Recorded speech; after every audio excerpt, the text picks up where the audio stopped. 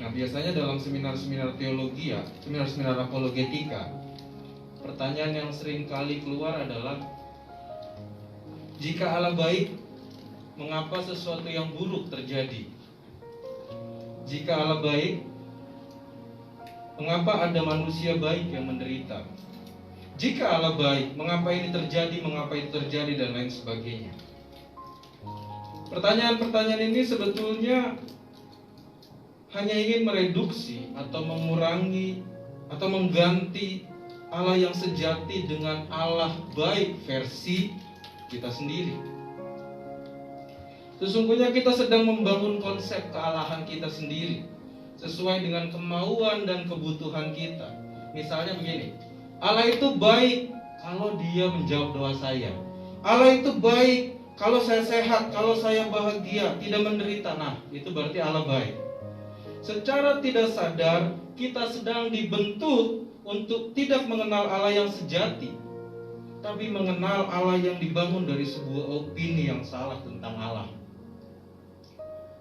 Dulu waktu sekolah minggu, biasanya sebelum berdoa kita punya lagunya ya. Lipatlah tangan dan tutup mata. Nah, begitu lagu selesai harusnya semua lipat tangan dan tutup mata. Tapi biasanya anak-anak cowok nih kebanyakan nih, matanya dibuka lagi terus mulai colek-colek kanan kirinya. Lalu biasanya guru sekolah minggu akan bilang apa? Hei, tutup mata. Kalau enggak tutup mata, nanti Tuhan marah. Akhirnya itu yang terekam dalam pikiran kita. Kalau kita melakukan sesuatu yang jahat, nanti Tuhan marah. Sehingga ketaatan kita kepada Tuhan bukan lagi karena kita mengasihi Tuhan, tapi karena kita takut Tuhan marah. Ketaatan kita bukan lagi karena kita mengasihi Dia, tapi karena kita takut masuk neraka. Sadar nggak sebetulnya kehidupan kekristenan yang dibangun dengan model semacam ini hanya akan membuat kita terjebak dalam moralisme humanistik, di mana efeknya dua. Yang pertama, kalau kita hidupnya benar, kita akan jadi sombong ketika kita terlihat maju secara rohani. Lalu kita akan merasa putus asa ketika kita tidak merasakan perubahan apa-apa. Dan kedua hal ini berbahaya bagi kehidupan rohani kita. Maka tidak jarang kita temui dalam sebuah komunitas biasanya terbagi dalam dua bagian. Ada yang merasa lebih rohani, lebih baik dari orang lain, dan ada yang terjebak dalam keputusasaan dan tidak tahu mau berbuat apa karena hidupnya berasa begitu-begitu saja. Untuk itu sangat penting bagi kita hari ini belajar meninggalkan konsep-konsep Allah baik yang kita bentuk sendiri, yang kita ciptakan menurut gambar dan rupa kita sendiri. Lalu kita belajar masuk kepada pengenalan Allah yang sejati yang dicatat dalam Alkitab. Sebelum kita belajar lebih jauh, mari sama-sama buka di Ayub pasal yang ke-38. Mempertanyakan penderitaan bukan sesuatu yang salah. Yang salah adalah ketika kita mempertanyakan tentang kebaikan Allah di tengah penderitaan. Dan bicara tentang penderitaan, tentu yang ada di otak kita langsung tentang kisah Ayub, seorang saleh yang mengalami penderitaan yang sangat hebat. 10 anaknya mati dalam sehari, hartanya dirampok, tubuhnya kena penyakit kulit dengan borok yang bau. Lengkap sudah penderitaan Ayub. Ada penderitaan dan kesedihan yang sewajarnya memberikan kepahitan dalam diri Ayub. Mengapa dia menderita? Apakah ini karena iblis membuatnya menderita? Atau justru kitab ini ingin agar kita memahami tentang providensia Allah, pemeliharaan Allah dari sudut pandang yang lain. Yohanes Calvin di abad ke-16 mengkhotbahkan kitab Ayub ini kurang lebih 180 khotbah. Dan dari semua khotbah yang Yohanes Calvin bawakan, hal yang paling penting yang dia beritakan dari kitab Ayub adalah tentang kedaulatan Allah. Mengapa memahami kedaulatan Allah itu penting? Karena tidak ada bagian dari kitab suci yang dapat kita pahami jika kita tidak mengerti bahwa Allah adalah Allah yang berdaulat.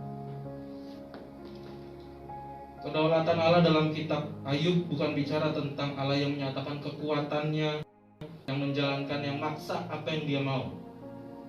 Jadi terlihat seperti otoriter atau diktator.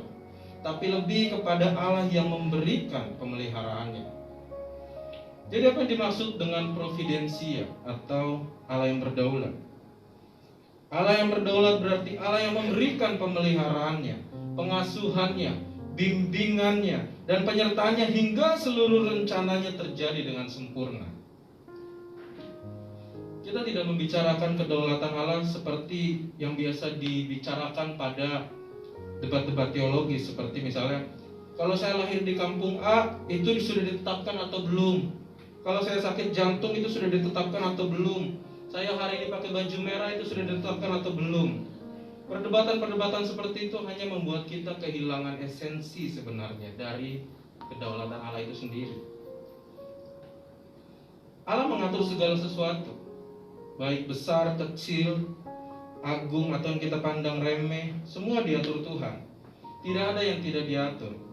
Ini cukup membingungkan sebetulnya. Tidak otoriter tapi semua diatur. Pertanyaannya adalah, mengapa Allah mengatur semuanya? Karena Allah punya tujuan. Ia ingin membawa kita masuk ke dalam keadaan sempurna seperti yang sudah Dia rancang. Waktu baca kitab Ayub tentang penderitaannya, ini bukan tentang Ayub yang kehilangan banyak hal. Bahwa faktanya Ayub punya uang, kekayaan, diberkati dengan banyak anak, lalu kehilangan semuanya itu. Itu penderitaan.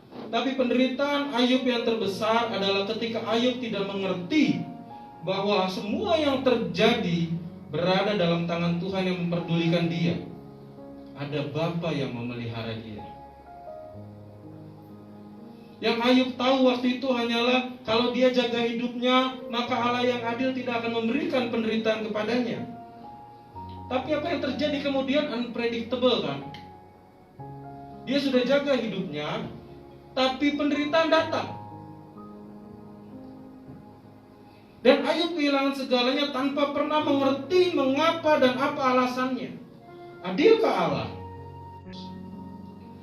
Semua pertanyaan-pertanyaan sulit ini perlu pergumulan yang serius untuk dijawab. Dalam kitab Ayub, kalau Bapak Ibu Saudara-saudari cari, tidak pernah ada jawaban jelas dari Allah kepada Ayub, seperti sebuah jawaban yang hitam atau putih. Tapi yang jelas dari kitab Ayub adalah Allah yang adil tidak pernah gagal menjalankan pemeliharaannya dalam setiap keadaan. Dan jika itu berlaku untuk Ayub, itu juga berlaku untuk kita. Poin pertama yang jadi perenungan kita adalah kita semua harus sadar apa yang terjadi dalam hidup kita ada dalam kendali Allah. Tadi lagunya bilang, you hold my world in your hand. Ketika kita sadar dan mengerti bahwa semua yang terjadi dalam hidup kita ada dalam kendali Allah, maka respon kita akan berbeda dalam menghadapi segala sesuatu. Waktu kita sehat, kita tahu itu adalah bagian dari pemeliharaan Allah. Ketika kita sakit, kemudian berjuang, berobat, ingin sembuh, itu pun di dalamnya terdapat pemeliharaan Allah yang penuh kasih. Jadi dalam keadaan apapun, sebenarnya kita sedang menikmati pemeliharaan Allah. Allah yang peduli dan mengasihi kita. Dan orang yang mengakui bahwa Allah bekerja dalam segala sesuatu, berdaulat dalam segala sesuatu, tentu responnya akan berbeda dibanding dengan orang yang tidak percaya bahwa Allah bekerja dalam segala sesuatu. Beberapa orang Kristen termasuk saya pribadi memfavoritkan ayat ini. Kita buka sama-sama, Roma 8 ayat 28.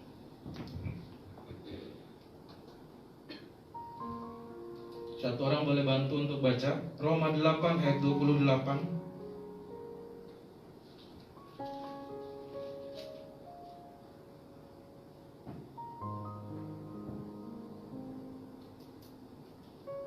Ada yang sudah dapat boleh bantu untuk baca.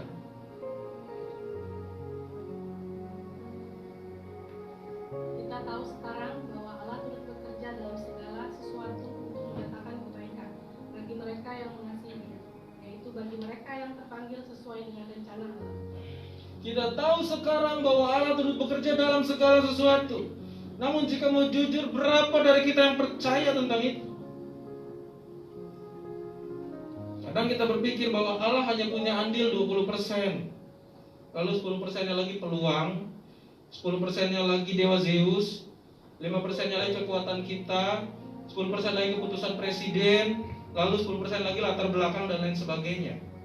Padahal waktu kita percaya bahwa Allah turut bekerja dalam segala sesuatu, ketika kita percaya Dia berdaulat, ketika kita percaya Dia pegang kendali kita, ini akan memberikan kita penghiburan untuk tidak lagi merasa takut. Ini akan memberikan kita kekuatan untuk bertahan dalam penderitaan sampai kita keluar menjadi pemenang. Persoalannya seringkali kita sulit sekali percaya bahwa Allah pegang kendali. Siapa yang pernah naik pesawat di sini? Saya belum pernah sih. Ada yang sudah pernah? Udah ya, beberapa orang sudah. Pernah nggak waktu kita naik pesawat terus kita ketok kabin pilotnya terus tanya, siapa yang bawa? Gua kenal nggak? Boleh minta bilang historinya nggak? Ada yang pernah begitu? Enggak kan? Padahal potensi dia menjatuhkan pesawat itu bisa nggak? Bisa. Tapi kita percaya bahwa itu ada dalam kendali Dia dan kita aman. Sama pilot yang kita nggak kenal, kita percayakan nyawa kita. Kita nggak pernah tanya-tanya.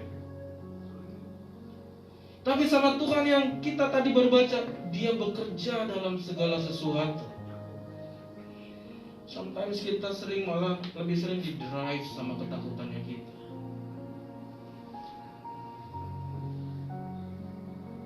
Apa pentingnya mengenal providensia Allah dalam penderitaan?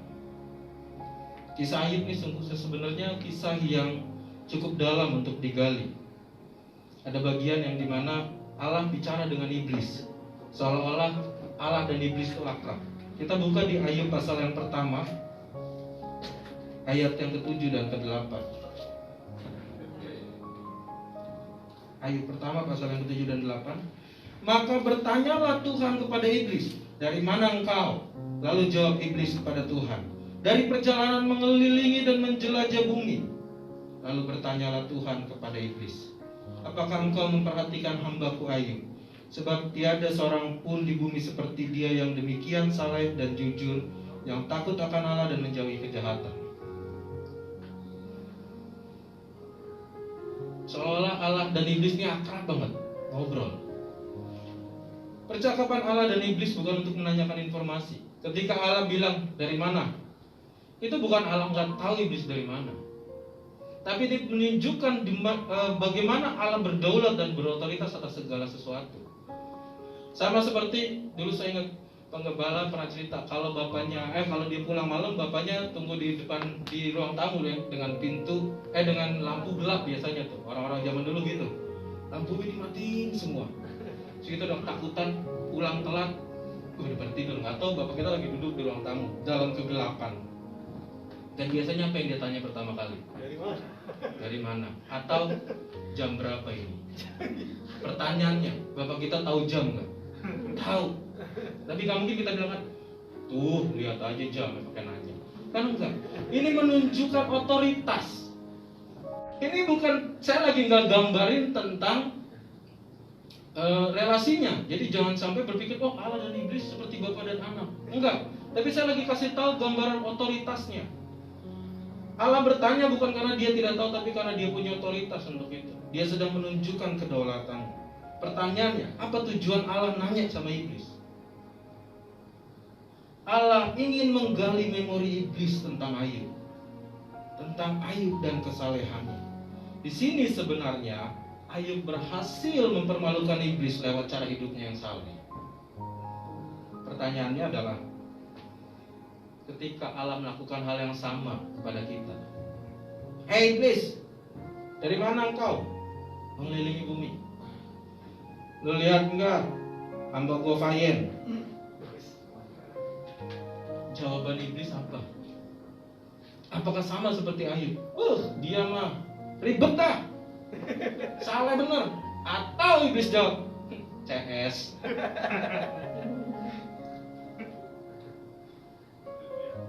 Apa yang iblis jawab kalau Tuhan tanya begitu? Ayub mempermalukan iblis lewat cara hidup. Ketika Allah membanggakan Ayub, iblis coba pakai providensia Allah sebagai alasan. Ya jelaslah dia saleh. Lu pagari sih, lu pelihara sih, lu berkati. Oke, kata Tuhan. Saya cabut hartanya, saya cabut semua yang kamu anggap spesial. Silahkan serang, tapi jangan sentuh tubuhnya. Lalu iblis menghancurkan harta dan semua milik Ayub. Tapi perhatikan di sini, Allah tidak pernah mengatakan bahwa providensia yang besar terhadap Ayub adalah memberikan harta. Di sini Tuhan mau tunjukin gini, sekalipun hartanya habis, pemeliharaan Allah terhadap Ayub tetap ada. Makanya dia bilang, jangan sentuh tubuhnya. Itu kenapa di awal saya bilang, gambaran tentang Allah itu jangan dikaburkan dengan apa yang kita mau. Kalau saya diberkati, Allah tuh baik. Ya dia tetap baik sekalipun keadaan kita tidak baik. Meskipun seluruh hartanya ludes, seluruh anaknya mati, Tuhan membuktikan bahwa providensia Allah tetap ada. Dari perkataan jangan sentuh tubuhnya. Lalu ketika iblis bahkan bilang, ya jelas lah, sehat dia. Oke, Allah bilang, kasih penyakit, tapi jangan sentuh nyawanya. Tapi persoalannya kan manusia tidak mudah memahami maksud Allah. Ayub perlu bergumul untuk tahu ini. Dalam buku The Golden Grave ada sebuah kutipan begini, hal-hal yang kita tidak pahami waktu kita baca akan kita pahami pada hari di mana kita mengalaminya. Agama punya banyak rahasia yang tidak bisa diketahui sampai mereka dirasakan, dan tidak bisa dirasakan kecuali saat mengalami ujian besar. That's why Ayub perlu masuk dalam proses ini untuk belajar satu level lebih lagi tentang pengenalan akan Allah. Ayub awalnya hanya mengenal Allah lewat sebuah relasi retributif. Makanya di bagian Ayub 1 dibilang, kalau anak-anak kebuat dosa, pagi-pagi dia bangun, dia bikin korban penghapusan dosa, dia jaga semuanya supaya benar-benar dalam keadaan baik dan saleh. Karena apa? Alkitab mencatat, kalau kamu taat, kamu diberkati. Kalau kamu tidak taat, kamu dikutuk, kamu menderita. Ini sebuah relasi retributif, tidak salah, tapi juga tidak bisa menjadi satu patokan standar utama dalam kehidupan kekristenan. Seringkali kita hanya menjadi Kristen-Kristen yang kutip-kutip, kutip firman tanpa tahu pergumulan yang dihadapi untuk sampai pada kalimat itu. Kalau ada orang meninggal, ucapan yang paling sering dipakai apa? Bagem. Kalau ada orang meninggal, biasanya orang yang rohani akan jawab, akan sebut apa kalau ada berita orang meninggal? Semoga Tuhan memberikan kekuatan kepada keluarga yang ditinggalkan. Kalau pakai ayat, ada ayat favoritnya kalau ada orang meninggal. Jangan berduka. Tuhan yang memberi, Tuhan yang mengambil. Terpujilah nama Tuhan. Itu ayat dari Ayub. Dan kita sering pakai itu. Tapi sadarkah kita bahwa kalimat itu dikatakan oleh seorang yang kemudian ditimpa sakit kulit yang begitu hebat, seorang yang terusir dari masyarakat, yang akhirnya kehilangan segala-galanya, harta, anak, kesehatan, penghargaan orang-orang yang di sekelilingnya tidak lagi menghargai dia, sampai dia sendiri mengutuki hari lahirnya. Ayub yang awalnya penuh keyakinan pun akhirnya bertanya tentang keadilan Allah. Siapa di sini yang percaya segala sesuatu yang Allah kerjakan baik dalam hidup kita? Okay. Siapa di sini yang tidak pernah kecewa sama Tuhan dan tidak bertanya kepada Tuhan tentang hidupnya? Ada? Kan aneh ya. Siapa yang percaya bahwa Tuhan mengerjakan semua yang baik? Tapi siapa yang tidak pernah kecewa Semua pernah kecewa dan pernah bertanya sama Tuhan. Seringkali kita terburu-buru dalam mendefinisikan baik tanpa mengerti apa yang Tuhan kerjakan dalam hidup kita. Ngerti nggak apa yang sedang Tuhan buat? Jangan buah baik aja. Tapi begitu kita diizinkan mengalami yang tidak baik, kita akan kecewa sama Tuhan. Karena kita nggak ngerti apa yang Tuhan sedang kerjakan. Kita harusnya terlebih dahulu mengerti apa yang Tuhan kerjakan, baru mendefinisikan baiknya. Jika Ayub hidup benar, tapi Allah membuatnya menderita, apa itu baik? Yes, baik pada akhirnya. Tapi perlu waktu untuk Ayub bergumul agar mengerti bahwa itu baik. Lalu apakah Tuhan menghukum orang benar? Jika iya, tentu tidak baik sama sekali. Tapi mengapa Tuhan melakukan ini pada Ayub? Mengapa Ayub menderita? Yohanes Calvin dalam tafsirannya mengatakan, karena Allah punya kehendak lain. Dalam bahasa Latinnya, aliam voluntatem absconditam. Kehendak Allah yang saya tidak mengerti. Kehendak Allah yang menyatakan apa yang Dia mau walaupun saya tidak tahu. Kan seringkali kita begitu. Kita nggak tahu apa yang Allah mau. Tapi bagi saya pribadi, tidak tahu bukanlah halangan kita menikmati kemuliaan Tuhan. Tidak tahu bukanlah halangan kita menikmati Allah. Selama saudara dan saya percaya providensia Allah, ini akan menjadi kehidupan kekristenan yang indah sekali.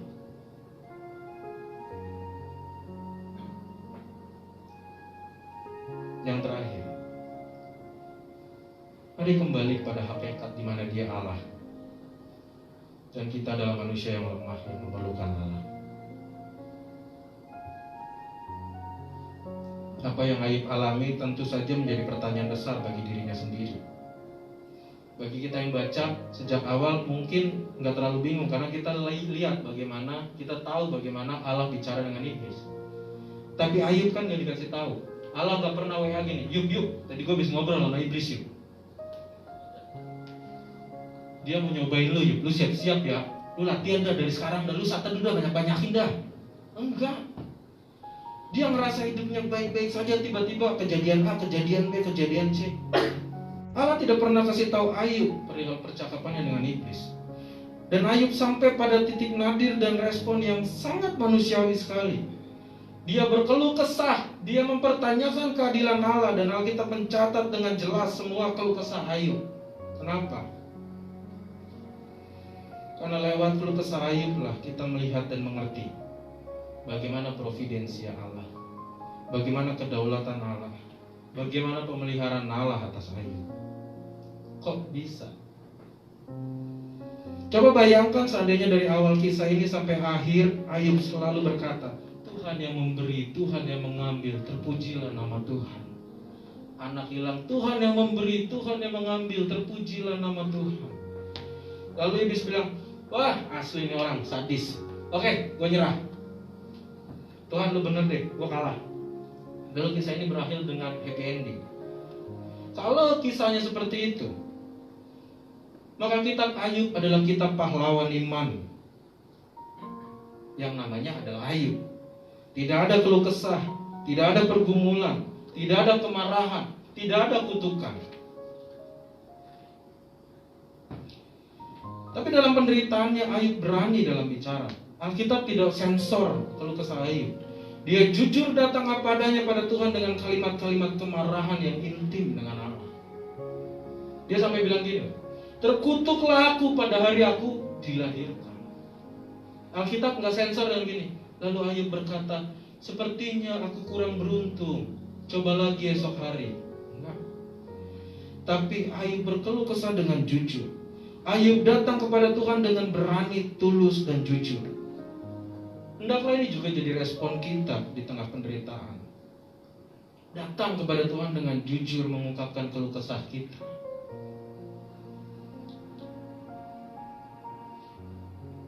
Saya beberapa kali bikin podcast dan kontennya bicara tentang luka hati. Satu kali saya bilang, bagaimana dengan ungkapan bahwa ketika kita dilukai lalu kita menguatkan diri kita dan berkata, saya tidak terluka, saya mengampuni. Tapi hari itu saya mendapati narasumber yang dia bilang, enggak apa-apa, ketika kita terluka, akui saja kita terluka. Ketika kita marah sama Tuhan, marah saja sama Tuhan. Sama seperti kita marah sama papa kita. Seringkali kita diajari dipoles-poles ya. Ini dia Tuhan, jadi yang sopan. Jadi marahnya pun kita marah yang dipendem-pendem. Tuhan engkau baik, baik oh Tuhan. Tapi aslinya marah. Itu kan bukan relasi hubungan antara bapak dan anak. Siapa di sini yang pernah marah sama bapaknya lalu bilang gini, Bapak yang terhormat, selamat malam. Saya mau izin, saya mau marah. Kan enggak? Ya marah-marah aja. Alkitab mencatat kok, doa yang paling kasar adalah doa yang paling didengar Tuhan. Musa pernah teriak, Elia pernah marah.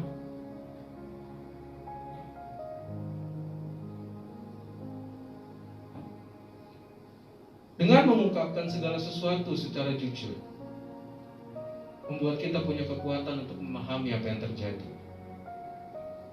Bayangkan jika tokoh-tokoh di Alkitab adalah tokoh-tokoh yang hidup dalam kesempurnaan, tidak tersentuh dengan pergumulan dan penderitaan karena mereka punya iman yang super. Pasti akhirnya kita akan berkata, baiklah, mari kita hargai para raksasa iman itu. Kita nggak mungkin jadi seperti mereka. Biar saja mereka dengan bergumul dengan super iman, dan kita bergumul dengan kelemahan kita. Tapi kalimat itu bukan kalimat yang adalah berita Alkitab.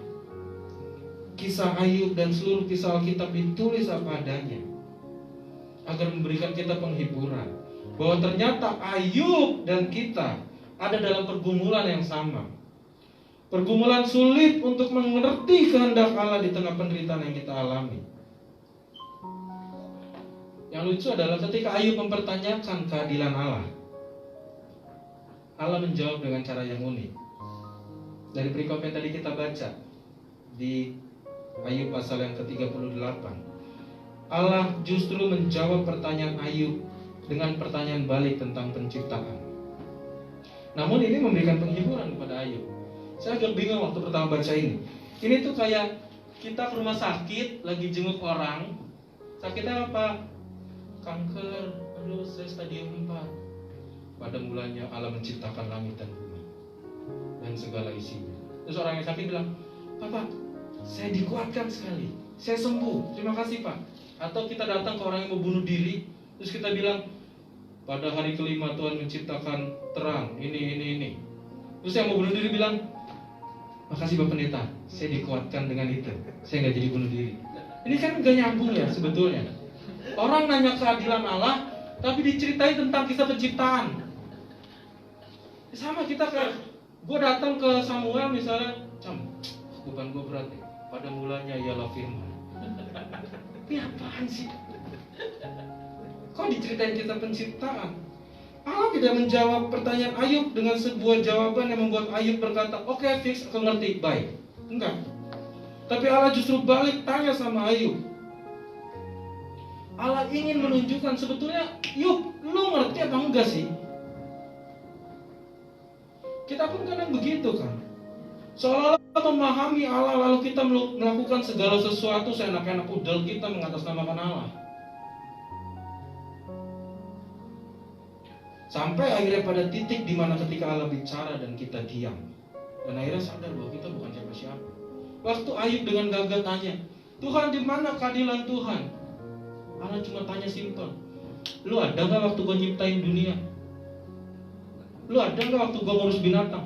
Lu tahu gak? Mungkin kalau Allah anak tongkrongan dia akan bilang, jangan sok tahu lu. Seringkali kita hidup dengan kesoktahuan kita. Ayub tidak mendapat jawaban yang melegakan hatinya ketika ada dalam penderitaan. Tapi ia mendapat pengertian bahwa Allah yang dia sembah adalah Allah yang providensial, Allah yang berdaulat dan Allah yang memelihara. Maka di Ayub pasal yang ke-42, ayat yang pertama dan kedua.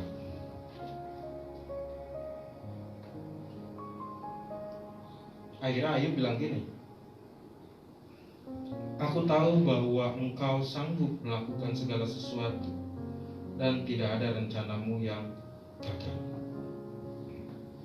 Tapi yang menarik bagi saya di kitab Ayub adalah Ayub pasal yang ke-40 yang ke-1. Maka dari dalam badai Tuhan menjawab Ayub. Ada kalanya kita mendengarkan suara Tuhan dalam keheningan, seperti Nabi Elia waktu diuber-uber sama Isabel. Dia kecapean, lalu dia stres, lalu Tuhan datang. Alkitab catat dalam hembusan angin sepoi-sepoi, dalam keheningan. Tapi tidak jarang juga Allah bicara dari dalam badai, seperti pada para murid di tengah danau, atau seperti Ayub. Musik boleh ke depan, kita akan tutup.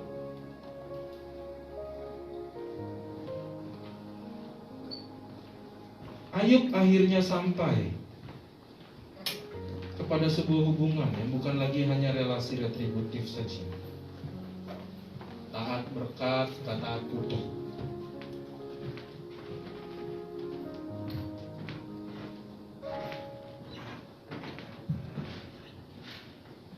Tapi Ayub sampai kepada pengenalan yang benar tentang Allah.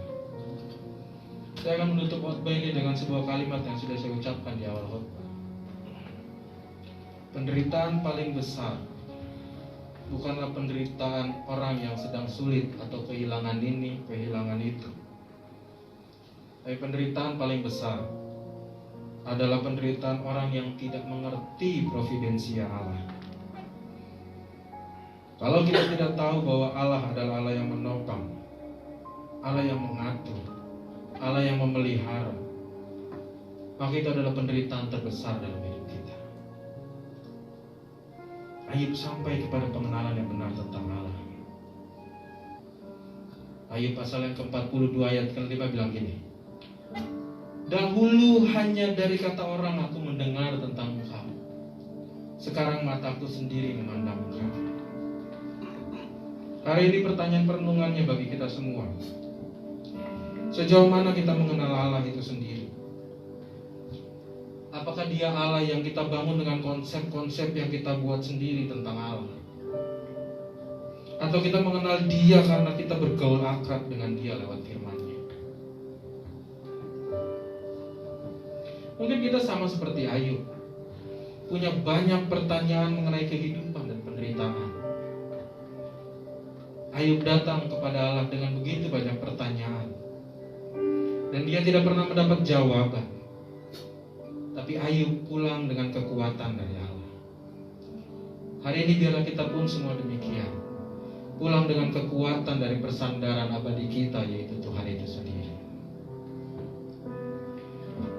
Jika kisah paling kelam di alam semesta ini adalah jalan yang paling baik untuk sebuah kabar baik, yaitu Injil, maka tentu tidak ada lagi kekelaman yang akan membuat kita berhenti percaya bahwa Allah adalah Bapa yang memelihara kita. Senin kita masuk di PSBB ya, dan semua orang takut. Saya sendiri yang kerja di Bekasi takut, karena indikasinya adalah Bekasi akan mendukung Jakarta untuk PSBB. Artinya kemungkinan saya kembali dirumahkan juga 80-90%. Kemungkinan teman-teman yang sudah bekerja lalu kembali dirumahkan juga besar. Kita pasti takut tentang itu. Tapi waktu kita sadar dan kita mengerti bahwa Dia Allah providensia, Allah yang mengatur segala sesuatu, seharusnya ini memberikan kita kekuatan dan penghiburan bahwa semua ada dalam kendali Allah. Sebagai penutup, saya mengajak kita membuka Ulangan pasal yang ke-31 ayat 8. Ulangan pasal yang ke-31 ayat yang ke-8.